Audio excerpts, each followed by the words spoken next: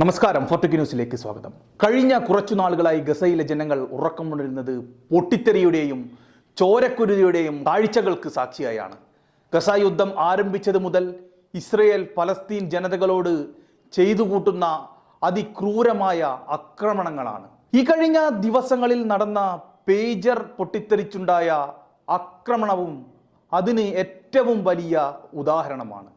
നമുക്കറിയാം, പേജർ ആക്രമണത്തിന് പിന്നിൽ ഇസ്രയേലിൻ്റെ കറുത്ത കരങ്ങളാണെന്ന്. ആക്രമണത്തിൽ പിഞ്ച് കുഞ്ഞുങ്ങൾ ഉൾപ്പെടെ 3000-ഓളം പേർക്ക് പരിക്കേറ്റതായും 20ഓളം പേർ മരണപ്പെട്ടതായും റിപ്പോർട്ടുകൾ വന്നതുമാണ്. ഇസ്രയേൽ ചെയ്ത ഈ ആക്രമണത്തിന് കടുത്ത രീതിയിൽ തന്നെ പ്രത്യാക്രമണം നടത്തുമെന്ന് ഉറപ്പിച്ച ലക്ഷ്യത്തോടെയാണ് ഹിസ്ബുല്ല ഇപ്പോൾ മുന്നോട്ട് പോയിക്കൊണ്ടിരിക്കുന്നത് എന്നുള്ള റിപ്പോർട്ടുകളാണ് പുറത്തു വന്നുകൊണ്ടിരിക്കുന്നത്. ഇസ്രയേൽ അടുത്തു നേരിടാൻ പോകുന്നത് ഒരു അടാറ് പണിയായിരിക്കും എന്നതിൽ യാതൊരു സംശയം വേണ്ട എന്നാണ് പുറത്തു വരുന്ന റിപ്പോർട്ടുകൾ. ആ രീതിയിലുള്ള നീക്കങ്ങളാണ് ഹിസ്ബുള്ള നടത്തുന്നതെന്നും വ്യക്തമാണ്. ഗസയെയും അവിടുത്തെ ജനങ്ങളെയും പിന്തുണയ്ക്കുമെന്നും ക്രിമിനലുകളായ ശത്രു സൈന്യത്തിൻ്റെ കണക്കുകൂട്ടലുകൾ പോലെ ആയിരിക്കില്ല കാര്യങ്ങളെന്നും ഹിസ്ബുല്ല നേരത്തെ ഒരു പ്രസ്താവനയിൽ വ്യക്തമാക്കിയിരുന്നു. പേജർ സ്ഫോടനങ്ങൾ ഇസ്രയേലിനെതിരായ പ്രവർത്തനങ്ങളുമായി മുന്നോട്ട് പോകാനുള്ള തങ്ങളുടെ നിശ്ചയദാർഢ്യം വർദ്ധിപ്പിക്കുകയേ ഉള്ളൂവെന്നും ഹിസ്ബുല്ല അറിയിച്ചിരുന്നു. എന്നാൽ ഇപ്പോൾ ഗസ യുദ്ധത്തിന് ശേഷം ഇസ്രയേലിന് നേരെ ഏറ്റവും ശക്തമായ ആക്രമണവുമായി ഹിസ്ബുള്ള എത്തിയിരിക്കുന്നു എന്ന വാർത്തകളാണ് ഇപ്പോൾ നമ്മളെ ഓരോരുത്തരെയും ഞെട്ടിച്ച മറ്റൊന്ന്. വടക്കൻ ഇസ്രയേൽ ലക്ഷ്യമിട്ടാണ് ആക്രമണം നടത്തിയത്. ഹിസ്ബുല്ലയുടെ ആക്രമണത്തോടെ മേഖലയിലെ സംഘർഷം കൂടുതൽ വ്യാപിക്കുമോ എന്ന് ആശങ്ക ഉയർന്നിട്ടുണ്ട്.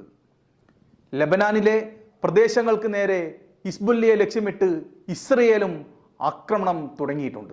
290ഓളം റോക്കറ്റുകൾ കഴിഞ്ഞ ദിവസം ലെബനൻ ലക്ഷ്യമാക്കി തൊടുത്തുവെന്നാണ് ഇസ്രയേൽ പ്രതിരോധ സേന അവകാശപ്പെടുന്നത്.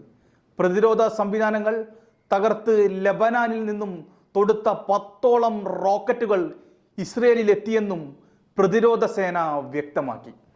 മിസൈൽ ആക്രമണത്തിൽ ഇസ്രയേലിൽ ഒരാൾക്ക് പരിക്കേൽക്കുകയും ചെയ്തിട്ടുണ്ട് എന്നുള്ള റിപ്പോർട്ടുകളാണ് ഇപ്പോൾ മാധ്യമങ്ങൾ പുറത്തുവിടുന്നത്. ഞായറാഴ്ച രാവിലെയാണ് ടെലഗ്രാം ചാനലിലൂടെ ആക്രമണം നടത്തിയ വിവരം ഹിസ്ബുല്ല അറിയിച്ചത്. ലെബനിൽ ഇസ്രയേൽ തുടർച്ചയായി നടത്തുന്ന ആക്രമണങ്ങൾക്കുള്ള മറുപടിയാണ് നൽകിയതെന്നും ഹിസ്ബുള്ള പ്രസ്താവനയിൽ അറിയിച്ചു.